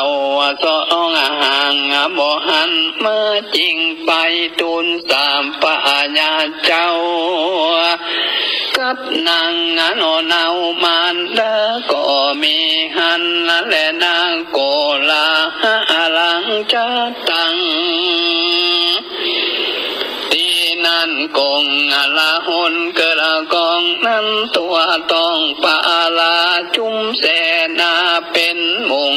เล่นสะสู่สะสนไปตุกหนตุกแห่งเรียกข้างอินแต่งองค์3 วันไปบ่หันสังผู้ไผ่บ่หัวสักคนพัญญาตนเป็นปองกับนางแก้วนอมารดาแสนโศกาทุงต้องให้ลำลองปันเลียเวทนาว่าพุทธาเฮยลูกลาเจ้าลีนาอยู่ต่างใดจุงมาไว้ยานจาหึงปอใดหันอาณาจื่นเฉยชมเจ้าอุดมมโนไทยเกิดกว่าใดองค์สั่งจริงฮือเสนาไปพองว่าลูกน้อยนอเตียงเอาไปเสงนาไว้แล่นสูงยังที่อายุจุนหงประตูหงไข่กว้างในเป่าว่างหงหายจิงมาถวายกับไว้ซึ่งเต้าไทยตาลงเมืองว่าหงคำเรื่องว่าอาวาสก็หายคันจากลงใจลูกจอมใจเจ้าฟ้าเตียงลีนาสู่แดนไกลบ่อยากจะเล่นนาเมื่อนั้นพยายามพอมมาตัดตนเป็นปองกับนางแก้วนอมันดานตาลงโศกังบ่น้อยข้างก้อยลำเววนตีอกตนจะใจลองอายเก่ากาถาว่าพุทธกานงนิกาเมนตัวปาลังยิติดังนี้เป็นต้นวังดูลาลูกฮักแก่ปอเจ้าน้อยนอสายตาเจ้ากว่าเป็นปัญญาแตนปองจริงไว้หน้าหล่อแดนไกลละห่อใจไว้เป่าละป่อแม่เจ้าอยู่มองทีตั้งแต่น้ำบ่อดิ่งและไผ่ฟ้าพงพมานาจื่นเจยบานตั้งคุณหานและไฟน้อยตั้งขาคอยโมสะนมพุ่งปีลมจมจื่นสนุกตื่นยินดีเจ้าบุญมีนี่จากปัดภาคนาเสียเมืองคนอันเนืองแต่งท่าจักหึงลูกลาเสริมมาปุรีเจ้าปล่อยนี่จากห้องไปสู่ต้องตีตั้งใดตื้อสายใจลูกแก้วกิ่งหงแล้วบินไปตกแดนไก่ที่อื่นเจ้าก็มาหมื่นบ่อตันมาหรือองตาตัวอานาได้ก้อยกันเสียแห่งบินบ่แข่งหิวหอดมังบ่หลอดตึงเพิ่งหรือเจ้าบุญเรื่องลูกลาไปแอวปังดงไฟยักจังอะไรใจถอยเอาลูกน้อยเป็นอาหารหรือนายพันลาป่ายิงลูกค้าวัมวายหรือเสืออะไรการยำมาการกามปามไปหรือสายใจโอเล่นตีนำเด่นกุ้งกายนหงต่างขาดความทุกข์จมาน้ำสากรหมู่มังก่อนมีลายหลากกับตื่นหลากเจ้าไปกินหรือสายนารินโนอาลาบินขึ้นฝ่าไปบนลมเวียนอุ่นปันกลางปัดเจ้านอลาตุกไก่หรือนกจังไรใจบาป สหเด้งลิงกามมาปะไปตกกระเด็นไก่ตั้งห้องป่าเด่นต้องหิมมาปานนะพระผู้บันพมมาตัดลาดกับนางน้อยนาดอัมปังตาลงโศกาทรงไม่ลงลำให้กาหนิงหายังบุตตาลุงแก้วดังกล่าวแล้วหลายฟังกันส่วนแสนหันและไฟน้อยตั้งกลางก้อยและเจ้าเมืองเขานั้นนึงมีกองให้ลำลงกล่าวกำวอนว่าฝ่าผู้ทนเชียงเจ้าวันนี้เราจะได้เป็นพญาปล่อยไก่ก็กว่าจอยราคาน้อยอยู่มองขีดละปัวลีไว้เป่าวางละเครื่องแต่งหางไว้มองได้ละตานายและป่อแมงตั้งเท่าแก่หมู่วงสร้างทรงกาคุณของให้ลำลองอยู่เววนละลีปนและลำพังตมตาพิเศษจำปานเตดอุตุมปนละคุณทนงามยิ่งย้อยเจ้าหนอน้อยบอกอะไรนี่ร่างกายไปจังห้องบอกกิ่งของหมู่เจ้าเมืองเขานั้นหนึ่งตัวห้องให้ลำลงจูคนก็มีหันเล่นนาตะโคในกังละนาใสยังมีคุณใหญ่แต่นาห่างจันลังแก่ข้าวอะไรเจนเต้าอยู่แก้มมาก็ปีจังละนะคิดหอดสาติอาสอดกะนิงยังโอลามวนมุงกะนาอยู่ในเมืองจริงไปห้ามป่าบุญเรื่องเต้าไทยยกมือไว้แล้วตุนสานวางการแดงฝ่าผู้ปันเป็นเจ้าดังข้าเท่าขอใครการอันว่าโหราจันบีมาทางมาอยากเมืองหาบ่อยากเมืองเฮาควันเขาม้วนองค์ทำเตี้ยโยแห่งบุตตาอันกายก็ไปจากของวังอยู่ต้องตีตั้งได้ตกเด่นไก่กะว่าไก่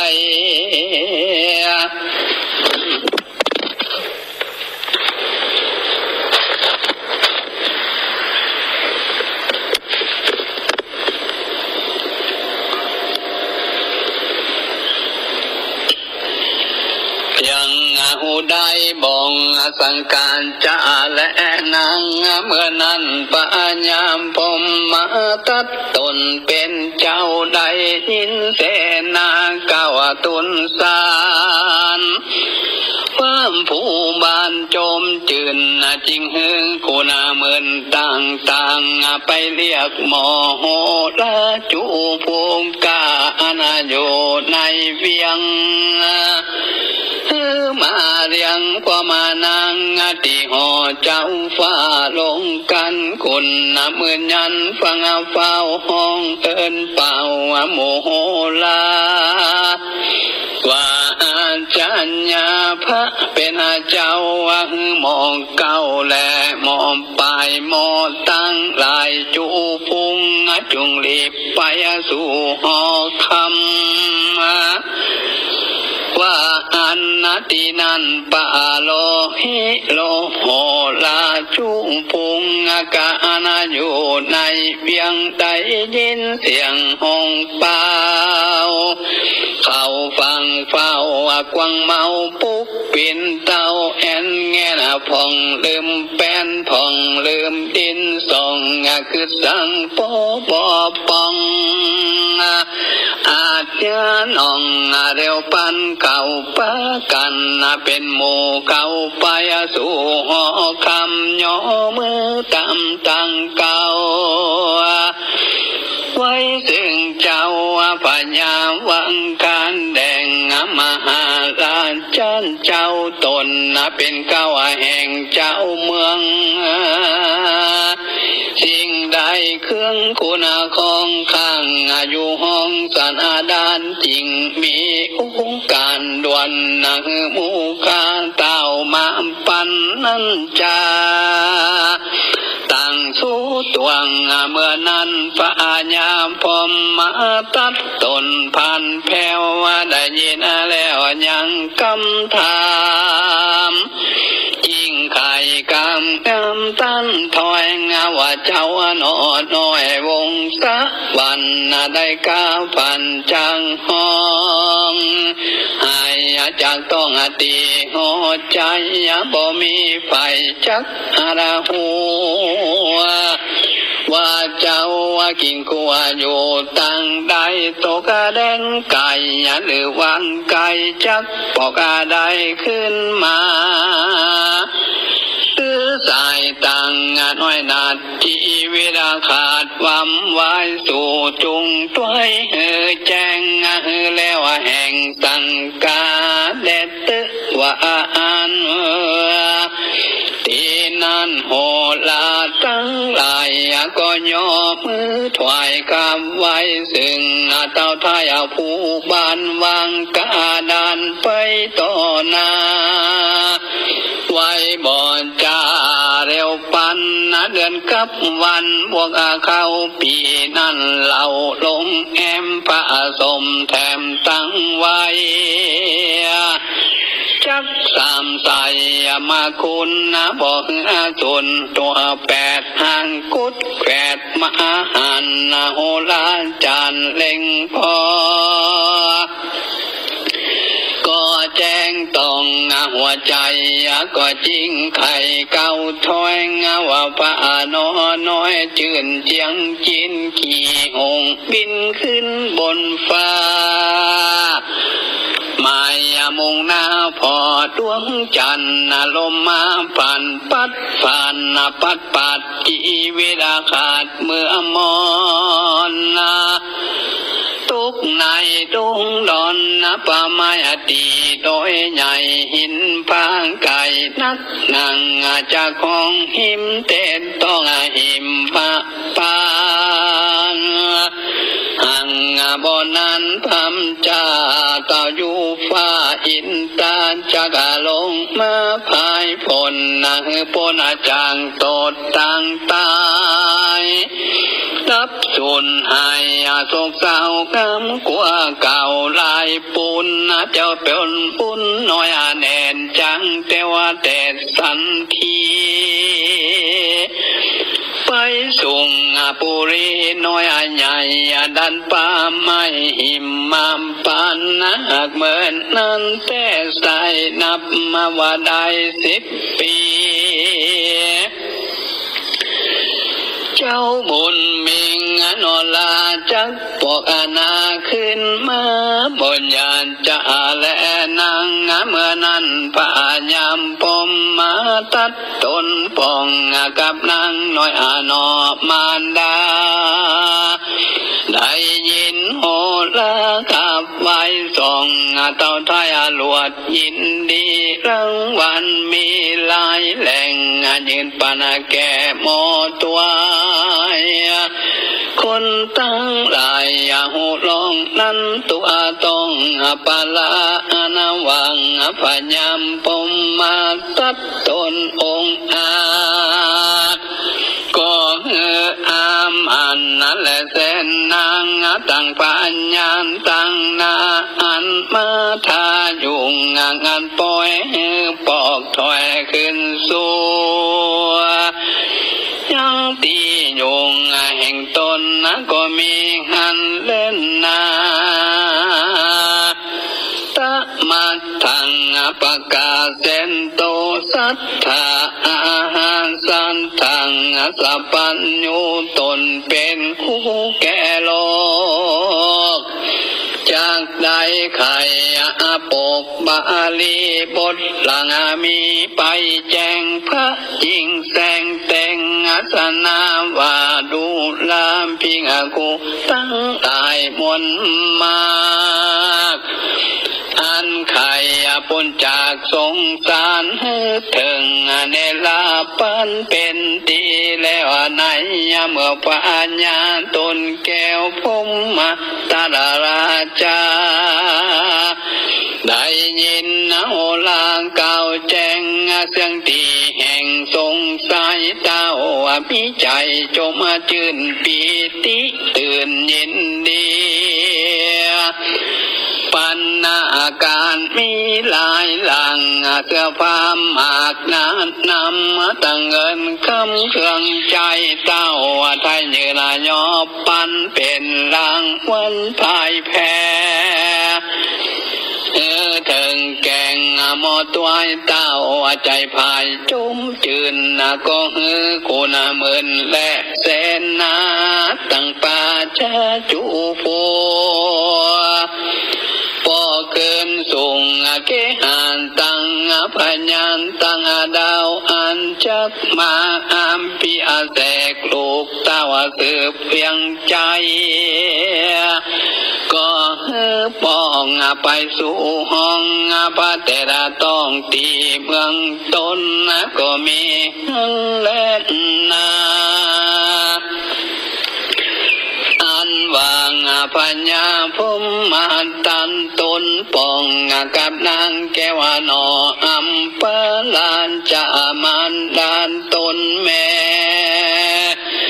ก็พร้อมกันแผ่อาทิตย์ท่านนั้นมันสการกับเอาไว้ถึงเตปานตายอินตานตังเทวดาจูห้องคงแค่ต้องจังกะวันในหิมมาปันเทนาธรรมในอัตนามาและกงกาอยู่ลุกขังและอังกันขออย่าขาดคุณนาขอจงรักษาลูกน้อยอย่าหึงอากาศก้อยสูญหายจูงใจไปเล่งกองลูกน้อยนอคืนมาทรงพระเจ้าเก่าไทยน้อมกลับเอาไว้ซึ่งเต็มวันดานทุกวันมาบอกขาดใจไม่มาดกะนิ่งกองก็มีเล่นนาเน้นที่ตั้งขีญาสังวันนาวิเศษจะห้องเหตุยังวงสะวันผูกทวนส่องก็บังกลมสมาเล็บสังเด็ดแล้วเต่านี้ก่อนแล้วสำหรับองค์สวรรค์พวกที่สองนี่ก็จะแบ่งเป็นสองพวกเด้อตอนนี้ก็จบไปตอนที่หนึ่งเนาะเพราะแต่กันที่แล้วนะกันที่หนึ่งนั่นรู้สึกว่าใจเวลาหนักในเวลามากเกือบจะ50 กว่านาทีจึงไม่เวลาที่จะบอกให้แบบเพียงพอจะอันก็เลยขอแยกเป็น2 ตอนก็แล้วกันนะองค์สวรรค์ภูกที่2ก่อนจบลงในตอน9ตอนต้นก็เอาไว้ให้แต่ที่ก็ขอความสุขความเจริญเด้อกับศรัทธาญาติโยมสาธุชนที่สดับรับฟังกันเป็นประจำได้ติดตามกันมาก็ขอให้ทุกผู้ทุกท่านเนาะอยู่ดีมีสุขปราศจากโรคภัยไข้เจ็บประกอบไปด้วยอายุปีอายุเดือนอายุวันอายุยามมีสุขภาพปฐนามัยแข็งแรง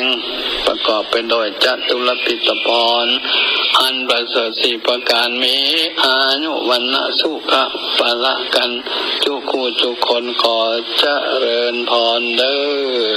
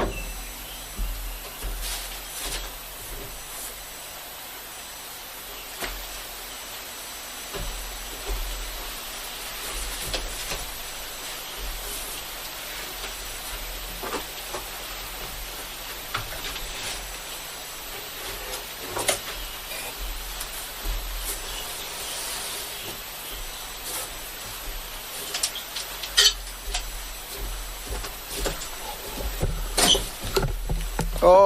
ศรัทธาญาติโยมเสียงมันหายไปเกิดจากอะไรอย่างตอนนี้ขอเช็คกรรมเนอะขอเช็คกรรมเนอะสุมาภัยขออนุญาตเช็คกรรมเนาะโอ้เสียงหายไปเลยเสียงหายไปเลยเพราะอะไรอย่างเอ่ย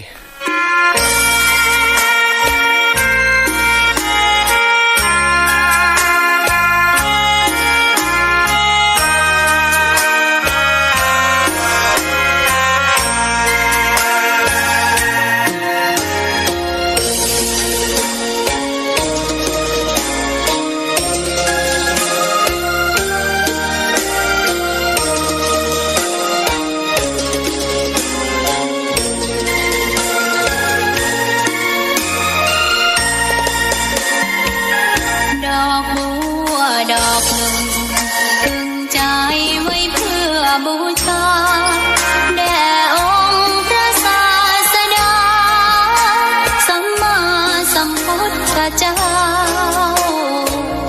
มีความงามเงียบไม่เปรียบเทียบเขาเทียบเราใครมองไม่งามช่างเขาแต่เจ้าก็คือดอกบัวด้วยความสัตย์ซื่อยึดถือความดีเป็นหลัก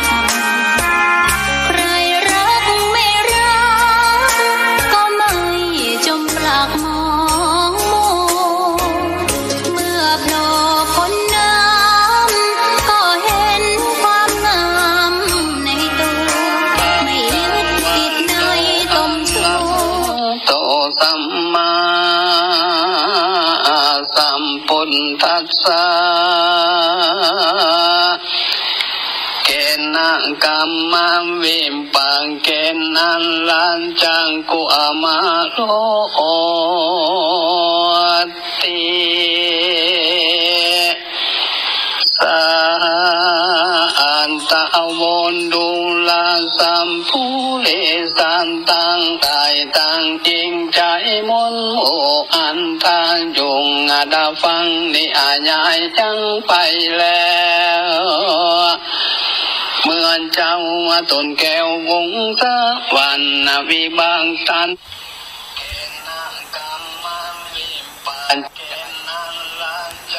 ไหลลังย้อยเจ้านอนน้อยบ่หลับนอน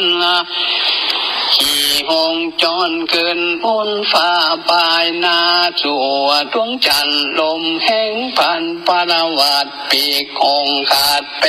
ปัง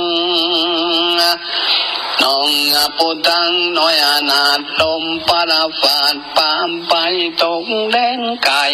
กังป่าดวนความนาสุมละนากังขามีไข่หูแม่นมีผู้จงตานาวานนองผู้ทานตนองค์อันแต่จันก่อนปังลังใดกะตำสั่งบามกังอึกยามจ่าตาล้นมาพันดนตอบสายยังหอนให้นักนางลวดขี่หงสร้างขึ้นอากาศลมปานฝัน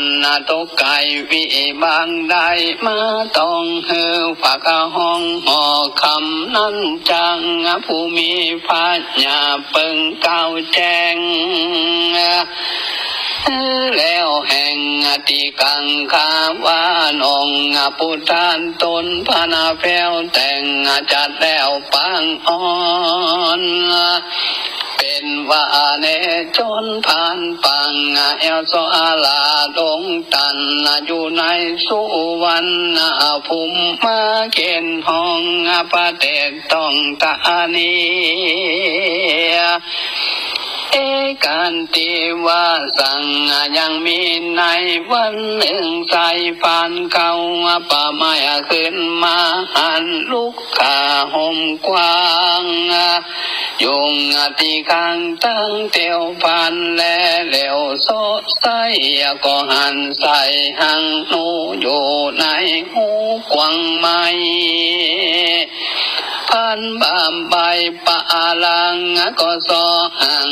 มาได้ยังมาแห้งใส่ในหูสมไฟจูดังเอาหนูฮ้อนเราเหลือใจจังขึ้นไปทางบนก็บ่ได้จักลงทางใต้ก็ไฟล้นลวดพิงยนต์ออกปังตุก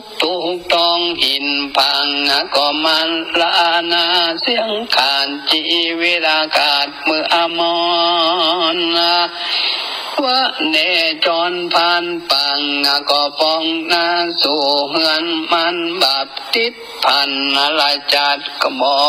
ค่อยกาดตัวเอลังมาตั้งปังตอบเต้าเมื่อเป็นเจ้าวงสวันนั้นนี่แหละนานตันสะวิงสาทโวเหตุดังอันปุงกาลายิงใจมนองอันกังอยู่โลกาจางละสาพะมายังบาปน้อยว่าจังถอยสุนหายปุณนะบ่ลายเหลือกว่าบาปเทียงว่าตัวตันจุงเอากันเป็นอาคาจากปานาติบาทและอาตินนากาเมมุสังสุลานามเหลาจักปังเข้าสู่บายจุงคงควายเล็งสังแต่ตาตั้งบุญจังเป็นกุลนั้นลำเลินบังเกินสุขสะเทียนในมนเทียนแห่งห้องลานในภาษาวิมานเมียเนลำปานเป็นนาทีแล้วบ่ยาจะและนาวิภาตาญะละนาทีญาที่นี่จากวันนั้นจะเล่าถึงที่เก่าปันลานนะสิ่งกันรวยที่ขึ้นนั้นลุงสายฟ้าปุ่งขึ้นมานั้นกันยามวนมุงกะนาอยู่หอใจกำนั้นในคอมใจเขาสะสายตุกแต่งดายังก่อนจะนางลายสิ่งมีโลดยิงเลื่อนลายนำไปถวายพญานเจ้าและนางนกนาวราชาเทวีสำหรับตีลำยิงถวายเจ้ามิงองศาวันนังกรรมนันอยู่เฝ้าบ่อหันเจ้าออกขอบมาจริงจังปะกันไปผ่องที่ห้องนอองค์คำเจ้าว่าคุณท่านบ่อยู่ไปบ่ไปตั้งใดตัวห่อใจแห่งห้องเขาสองห่างบ่หันมาจริงไปตุนสามปะญาเจ้ากับนางนอนเอามันแล้วก็มีหันและนางโกลาหลังจะตั้งที่นั่นกงละหุนเกิดกองนั้นตัวต้องปาลาจุมเสนาเป็นมุงเล่นสะสู่สะสนไปตุกหนตุกแห่ง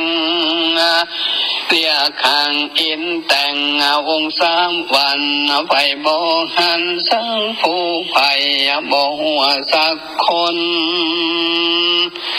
พญาตนเป็นปองกับนางแก้วหนอมารดาแสนโศกาทุงต้องให้ลำลองปันเลียเวทนาว่าพุทธาเฮยลูกลาเจ้าลีนาอยู่ต่างใดจุงมาไว้ยานจาหึงปอใดหันอาณาชื่นเชยชม เต้าอุดมมโนทายเกิดกว่าใดหงสังจริงเฮเสนาไปพองว่าลูกน้อยนอนเตียงเอาไปเสียงนาไว้แล่นสูงยังที่อายุจุนหงประตูหงไขกว้างในเป่าว่างหงหายจิงมาถวายกับไว้ซึ่งเต้าไทยตาลงเมืองว่าหงคำเรื่องว่าอาวาสก็หายคันจากลงใจลูกจอมใจเจ้าฟ้าเตียงลีนาสู่แดนไกลบ่ยานจะเล่นนาเมื่อนั้นพยามพอมมาตัดตนเป็นปองกับนางแก้วนอมันดานตาลงโศกังบ่น้อยข้างก้อยลำเววนที่อกตนจะใจลองอายเก่ากาถาว่าพุทธังกานงนิกามินตัวปาลังยิติดังนี้เป็นต้นวังดูลาลูกฮักแก่ป่อเจ้าน้อยนอสายตา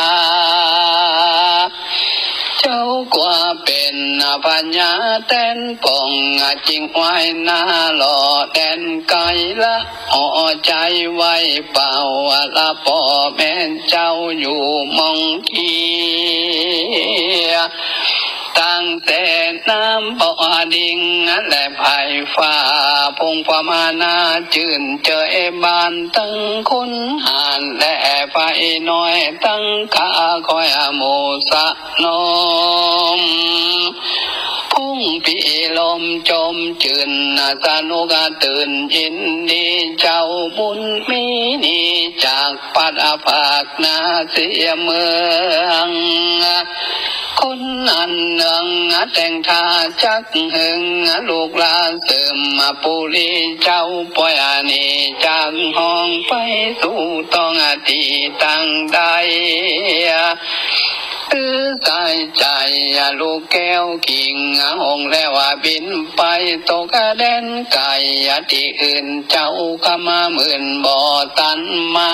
หรือหงตาตัวอานา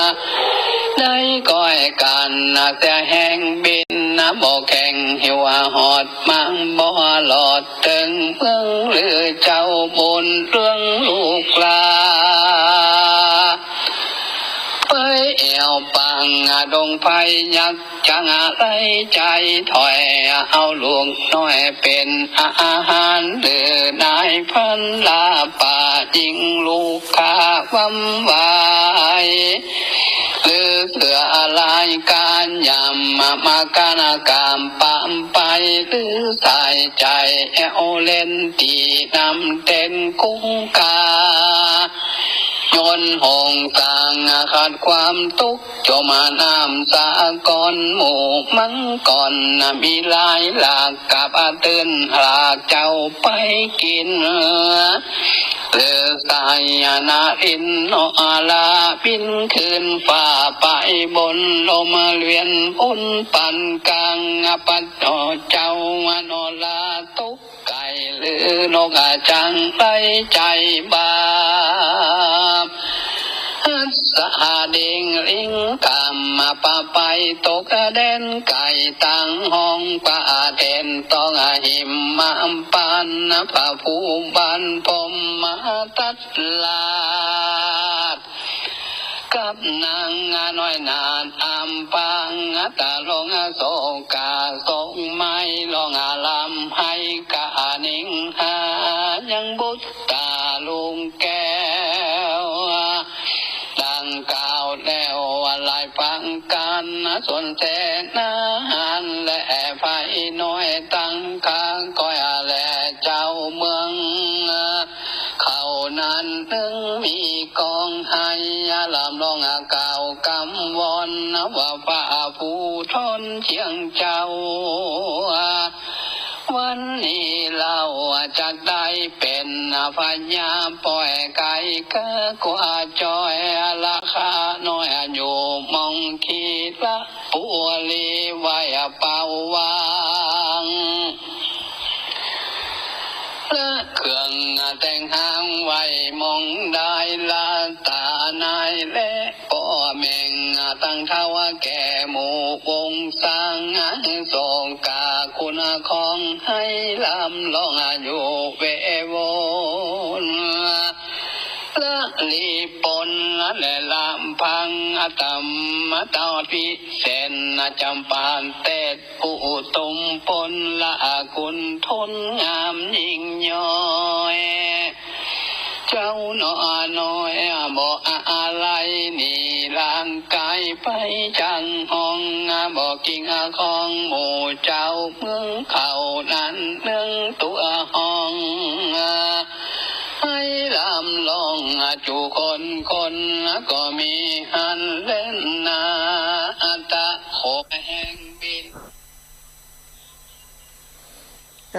เจริญสุขเจริญธรรมญาติโยมทั้งหลายเนาะตะกี้ฟังจบไปแล้วรอบพอดีครูบาอาจารย์ท่านอาจารย์พระครูอภิวัฒนวิกรมหลวงปู่พระครูปฏิภาณธรรมทินแล้วก็ทางคณะทำงานคณะกรรมการวัดเนาะได้มาช่วยกันเตรียมดาสถานที่ที่จะรอเตียนวันที่15นี้นะก็ได้ไปหมายหมายตั้งไปไปจากันก็เลยได้ตั้งเสียงไว้นี้เนาะเปิดเสียงของหลวงพ่อใส่ไปในเครื่องไว้กลับมาดับปิ้งสถานตกอกตกใจว่ามันดับไปโดยสาเหตุหยังใจนะก็มาเช็คพอก่อนน่าจะประมาณ20 กว่านาทีเนาะ27 กว่านาทีสำหรับเสียงช่วงที่ตมาเดินทางกลับมาพอแล้วมันเงียบนี่ก็ประมาณ30 กว่านาทีแล้วนะก็คงจะธรรมะ ที่หลวงพ่อเทศน่าจะจบไปแล้วแต่อาตมาพอก็เลยบ่ได้เช็คดูเวลาเนาะก็เลยได้เปิดซ้ำไปแหมตะกี้อย่างไรก็ตามเนาะก็ต้องขอสุมาอภัยกับศรัทธาญาติโยมที่ช่วงที่ได้เปิดเสียงของหลวงพ่อบ่ได้นั่งควบคุมอยู่กับสถานีเนาะที่ออกอากาศไปเลยบ่ฮู้ว่าสัญญาณมันขาดหายไปช่วงใดพ่องอย่างใดพ่องคงบ่สมบูรณ์แบบสักต่อใดเนาะที่ได้เปิดไปเพราะว่าอาตมาบ่ได้ฟังบ่ได้ทบทวนโดยศรัทธาญาติโยมไปโดยเพราะต้องไปดูแลครูบาอาจารย์ที่เปิ่นเตรียมสถานที่จัดสถานที่อยู่ก็พอดีตะกี้ได้ช่วงที่จัดรายการเนาะได้บอกเอิ้นไปทางพี่น้องหมู่เฮาที่อยู่ต่างบ้านต่างจองต่างปุ้นต่างเพว่าฟังอยู่ต่างใดพ้องพี่น้องเมืองฝางมีไผฟังพ้องก็เอิ้นไปหาโยมแม่ถึงสนิทสนมกันโยมแม่จันศรีสุขาว่าแม่เสียงไปทางปุ้นดังก็นะพอดีออกรายการไปแล้วกำลังจะไปพอสถานที่ที่ครูบาอาจารย์เปิ่นจัดเนาะก็แม่โทรมาก็เลยเล่นว่าตะกี้เข้ารายการว่าโทรออกรายการแล้วโทรมาแม่เปิ่นตกใจว่าแต่ตอนนั้นเข้ารายการแม่มโทรสกรรมตะกี้ใครฮู้นะจริงๆแล้วก็ใครฮู้ว่าต่างเมืองฝั่งได้ยินก็นะแต่แม่ถ้าจะตกใจฟังวางสายไปเหี่ยนึกก็คงคิดว่าอาตมาจัดรายการอยู่ตอนที่อาตมารับโทรศัพท์แม่ความจริงบ่ได้จัดรายการแล้วช่วงนั้นก็อยากจะกับแม่โดยแต่ว่าเปิ่นวางสายไปเหี่ยโทรกลับแม่ก็บ่ฮักสกรรมหรือว่าอาจจะบ่ว่างก็ได้เนาะก็สุมาอภัยเนอะบางครั้งบางทีเอิญจวนหยอกกันเล่นบางเตือเปิ่นโทรมาในรายการเนี่ยกำลังเข้ารายการได้สักกรรมเนี่ยพ่องก็โทรมาเหี่ยบ่ได้กันสักกรรมบางเตือก็ฟังเตืออีนะบางทีเปิ่นก็ตกใจคนที่เปิ่นหมอนี่เปิ่นก็ตกใจว่าขอสุมาอภัยท่านอาจารย์แม่บ่ฮู้ว่าจัดรายการบางครั้งก็บ่ฮู้แท้นะสถาอาตมาจัดรายการอยู่ตังเพบางเตือออกมาตังเชียงใหม่เชียงรายแต่คนลำปางเปิ่นบ่ฮู้บางเตือจัดรายการอยู่ตังลำปางสถาอีปล่อยแม่ตังเชียงใหม่เชียงรายตังเมืองฝางเปิ่นโทรมาเปิ่นบ่ฮู้ก็ได้บอกคือเปิ่นแม่จัดรายการอยู่เน้ออีนะเปิ่นก็วางสายไป นะก็บางครั้งบางทีอูเล่นกันอูอย่างกันจะไปโขดไปเกียดเด้อบางเตือถ้าบัดชนิดก็บ่เล่นอย่างเปิ้นว่านั้นเนาะเจริญปอนอีแม่ไม่สาเจ้าตัวลูกจะมีอย่างนั้นจะบอกคือแบบถ้าบอกคืออย่าจะไปวุ่นวายจะไปต่ออันนั้นอันนี้ไว้ถึงแม่อ๋อชอบไว้แล้วอะไรเงี้ยดาฮะวุ่นวายอย่างนั้นซ้ออย่างนั้นซ้ออย่างก็ล้ำหน่อยแม่เก่งใจเด้อเป็นอย่างเปิ่นก็คิดถึงคนเมืองฝางเวลาไปเอาอย่างคือเปิ่นชับปะน่ะอย่างอื่นนั่นได้อย่างชักเตี้ยชักเตี้ยจะได้ยาทาฝากมากุเตี้ยโอ้ยยาทาก็จับต้มแม็ดเต้าของแม่มือเสี่ยงเป็นผู้กินร้อยขอบคุณนี่แม่นะเจ้าป้ากันวันที่15มาเจ้าเนอะมากินข้าวไงพี่โอ้เนอะเพิ่นจะไปเจ้าไอ้ขวายหมูแม่จงดีบอกว่า5 โมงแต่งตัวรอเนอะจะไปห้ามอีกอ่ะเจ้าไอ้แม่ก็มาถึงเพศประมาณ9 โมง 10 โมงอ่ะแม่ 4-5 ชั่วโมงเหมือนกันนะเจ้า3 ชั่วโมงอีก3 ชั่วโมงจ้าสาธุแม่เจ้าไว้สาเจ้าสาธุน้องเจว่าจังได้เจวางสายไปแล้วเวลาหมดพอดีเนาะเจเนาะอายุวันโนสุขังพระหลังเจจะฮับสัญญาณต่อก็ได้เนอะ17 นาฬิกานี้จะเป็นท่านอาจารย์พระครูสิริธรรมบัณฑิตท่านจะเข้ารายการต่อเนอะเจ